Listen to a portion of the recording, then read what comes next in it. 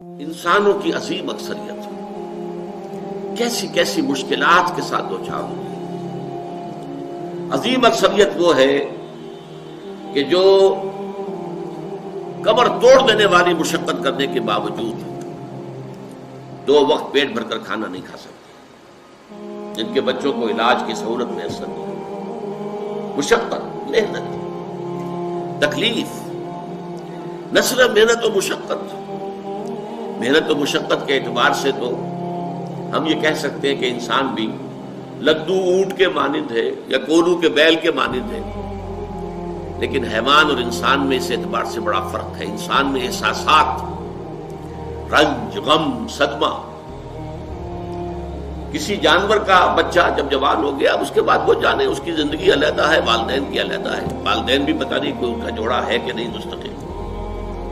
لیکن یہاں کیا ہوتا ہے؟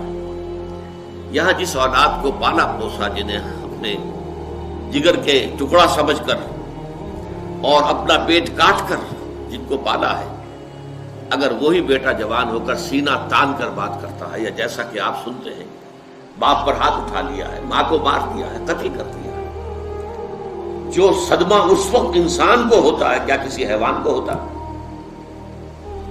یہ صدمات، یہ رنج و غم قرآن مجید میں ایک پوری سورہ مبارکہ ہے اسی پر، جس کا مرکزی مضمون یہی ہے، لا اقسم بہذا البلد وانت حل بہذا البلد ووالد وما ولد لقد خلقنا الانسان فی کبد۔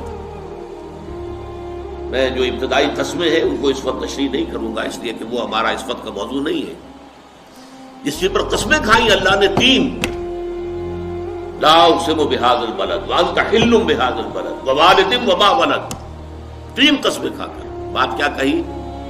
ہم نے انسان کو محنت اور مشقت ہی میں پیدا کیا ہے۔ محنت اور مشقت ہر انسان کا مقدر ہے۔ عام طور پر سمجھا یہ جاتا ہے کہ غریب لوگوں کے لیے یہ معاملہ ہے، نہیں، اصل میں محنت اور مشقت کی شکلیں مختلف ہیں۔ کوئی شخص دفتر میں بیٹھا ہوا مشقت کر رہا ہے، کسی کی ذہنی مشقت زیادہ ہے، کسی کی جسمانی مشقت زیادہ ہے۔ یہ جسمانی مشقت والا جو ہے تھک ہار کر رات کو سوتا ہے تو صبح کی خبر لائے گا، وہ پوری طرح ٹانگیں پھیلا کر سوتا ہے۔ اور یہ جو ذہنی مشقت کرنے والے ہیں، لمبی لمبی کاروں میں چلنے والے اور بڑے بڑے محلوں میں رہنے والے، ایئر کنڈیشنڈ آفیسز اور بنگلوں میں رہنے والے، ان کی راتوں کی نیند حرام ہو جاتی ہے۔ ان کو جو مسائل درپیش ہوتے ہیں، انہیں جو صدمے ہوتے ہیں، انہیں جو فرسٹریشنز ہوتی ہیں، یہ نقصان ہو گیا ہے، یہ معاملہ ہو گیا ہے، فلاں نے یہ کر دیا ہے، فلاں پرابلم پیدا ہو گیا ہے، یہ ساری چیزیں جو ہے یہ اس غریب مزدور کے لیے نہیں ہوتی۔ آپ کو معلوم ہے ہپنوٹکس کی ضرورت جو ہے انہی عمرا کو ہوتی ہے، سیڈیٹیوز کی ضرورت انہی کو ہوتی ہے، ٹرینکولائزرز انہی کو چاہیے، انہیں نرم گدیلوں کے اوپر نیند نہیں آتی۔ تو مشقت اور محنت ہر ایک کے لیے ہے۔ صدمہ، غالب نے بہت خوب کہا تھا، قید حیات و بند غم اصل میں دونوں ایک ہیں۔ موت سے پہلے آدمی غم سے نجات پائے کیوں؟ یہ انسان کا مقدر ہے، یہ تو ہو کر رہنے والی شے ہے۔ غم تو رہے گا، صدمہ رہے گا۔ آپ کو شاید یاد آیا ہو، ایک بڑی عظیم ہستی گزری ہے انسانی تاریخ میں، گوتم بدھ، کپل وستو کا شہزادہ، at the prime of his youth, 30 برس کی عمر، اس نے مشاہدہ کیا لوگوں کو، لوگ دکھوں میں ہیں، لوگوں کے لیے مصیبتیں ہیں، لوگوں کے لیے تکلیفیں ہیں۔ ایک اندھا آدمی دیکھا اس نے چلتا ہوا جو ٹھوکر کھا کے گرا اس کے نگاہوں کے سامنے۔ اس نے سوچا یہ کیا ہو رہا ہے، کیوں ہے یہ اندھا کیوں ہے؟ کسی کو اندھا پیدا کر دیا جاتا ہے، پیدائش کے اندھا۔ کسی والدین کے سامنے اس کو بچہ جو ہے دم توڑ رہا ہے، کچھ نہیں کر سکتے، ٹک ٹک دیدم دم نہ کشیدم، جا رہا ہے تمہارے ہاتھوں میں سے، نکل رہا ہے، جا رہا ہے۔ قرآن مجید میں بھی سورہ واقعہ میں قسم کھائی گئی ہے، فلولا ان کنتم غیر مدینین ترجعونها ان کنتم صادقین، واپس لے سکتے ہو تو لے لو، موت کے پنجے سے چھڑا لو اگر تمہارے اندر کوئی طاقت ہے۔ نہیں، جا رہا ہے، رو رہا ہے۔ یہی وجہ ہے کہ پھر وہ اس فکر میں، یہ دکھ کیوں ہے انسان کا مقدر، اس کا سبب تلاش کرنے کے لیے پھر اس سے نکلنے کا راستہ کیا ہے۔ اس سے نجات کیسے ہوگی؟ نروان کیسے ملے گا؟ اور آپ کو معلوم ہے 30 برس کی عمر میں جوانی کا دور، جوان بیوی کو رات کو سوتے ہوئے چھوڑ کر گیا ہے، شیرخوار بچہ چھوڑ کر گیا، محل چھوڑ کر جا کر خاک چھانی ہے، کہاں کہاں پھرا ہے، کن کن رشیوں منیوں کی خدمتیں کی ہیں، کہاں کہاں گیا ہے، کتنا وقت لگایا ہے، کن کن جنگلات جو ہے اس کے خاک چھانی ہے اس نے۔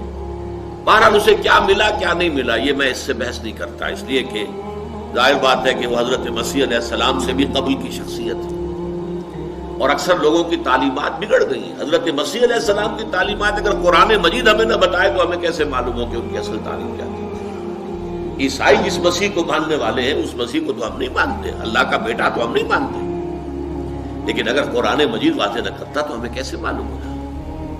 اسی طرح گوتم بدھ کے بارے میں جو کچھ کہتے ہیں ان کے ماننے والے، اس کی طرف نہ جائیے، وہ کیا تھا حقیقت میں ہم نہیں جان سکتے، لیکن یہ ضرور ہے کہ اس کے فلسفے کا جو مین تھیم ہے سروم دکھم، all is pain, all is suffering, all is agony، سروم دکھم، درد ہی درد ہے، رنج ہی رنج ہے، غم ہی غم ہے، قید حیات و بند غم اصل میں دونوں ایک ہے، موت سے پہلے آدمی غم سے نجات پائے گا۔ لیکن اس اعتبار سے اگر آپ غور کریں گے تو چلیے انسان حیوانات کی صف میں آ گیا بس، لیکن نہیں، انسان کی ہیومن ٹریجڈی کا نقطہ عروج بالکل ایک اور ہے۔ مرنے کے بعد پھر اٹھایا جائے گا، پھر جواب طلبی ہوگی، کیا کرتے رہے زندگی بھر؟ تم نے حقیقت کو پہچاننے کی کوشش کی؟ تم نے حق پر چلنے کی کوشش کی؟ یا تم نے ظلم کیے، زیادتیاں کی، ناانصافیاں کی؟ آؤ حساب کو۔ حیوان سے یہ محاسبہ نہیں ہے، نباتات اور حیوانات اس سے بری، انسان ہے۔ اس پر بھی ایک سورت ہے قرآن مجید کی، سورۃ الانشقاق، یا ایھا الانسان انک کادح الی ربک قدحا فملاقیہ، اے انسان تیرا معاملہ یہ ہے تو مشقت پر مشقت جھیل کر، تکلیفیں پر تکلیفیں برداشت کر کے پھر ایک دن اپنے پروردگار کے حضور میں حاضر ہوگا جواب دہی کے لیے۔ ثم لتحسبن بما تعملون، حضور کی ایک خطبے میں جو الفاظ آتے ہیں، واللہ لتموتن کما تنامون، خدا کی قسم تم سب مرو گے جیسے کہ ہر روز شام کو سو جاتے ہو، رات کو سو جاتے ہو، یہ نیند بھی موت کی بہن ہے۔ ثم لتبعثن کما تستيقظون، لیکن پھر جیسے روزانہ صبح بیدار ہوتے ہو ایسے ہی ایک صبح قیامت آئے گی کہ سب اٹھا لیے جاؤ۔ ثم لتحسبن بما تعملون، پھر تمہارا محاسبہ ہوگا، that grand accountability، وہ مسئولیت عظیم، پوری زندگی کا حساب، چھوٹی سی چھوٹی باتیں۔ وَمَنْ يَعْمَلْ مِثْقَالَ ذَرَّةٍ خَيْرًا يَرَهُ وَمَنْ يَعْمَلْ مِثْقَالَ ذَرَّةٍ شَرًّا يَرَهُ، ذرے کی ہم وزن نیکی ہوگی وہ بھی سامنے پاؤ گے، اور ذرے کی ہم وزن بدی ہوگی وہ بھی سامنے پاؤ گے۔ انسان چیخ اٹھے گا، ما لهذا الكتاب، یہ اعمال نامہ کیسا ہے، لا يغادر صغیرۃ ولا کبیرۃ الا احصاها، اس نے تو نہ چھوٹی چیزیں چھوڑی ہیں نہ بڑی چیزیں چھوڑی ہیں، تمام کا احاطہ کر لیا ہے۔ وہ محاسبہ ہوگا،